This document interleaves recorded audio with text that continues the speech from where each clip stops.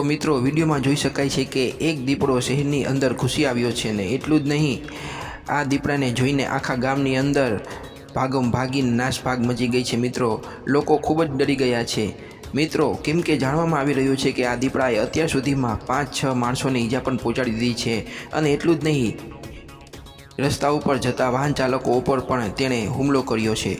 તો મિત્રો આ વિડીયો ક્યાંનો છે હું તમને આખો વિડીયો વિશે બધું જણાવીશ મિત્રો, તો બન્યા રહેજો આ વિડીયોમાં। તો મિત્રો હું તમને જણાવી દઉં કે આ વિડીયો હિસારનો છે।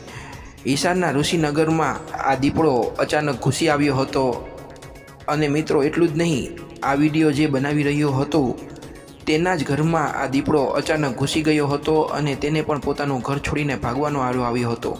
મિત્રો જાણવા મળી રહ્યું છે કે મહા મહેનતે આ દીપડાને પોલીસવાળાએ અને જંગલ ખાતાએ પકડી લીધો છે અને મિત્રો એમ પણ જણાવવામાં આવી રહ્યું છે કે તેને કોઈ પ્રાણી સંગ્રહાલયની અંદર હવેથી રાખવામાં આવશે।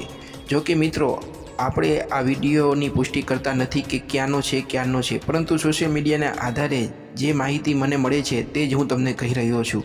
તો મિત્રો વિડીયોને લાઇક કરી દેજો, ચેનલને સબસ્ક્રાઈબ કરી દેજો। આપણે મળશું આવતા વિડીયોમાં, ત્યાં સુધી જય શ્રી રામ।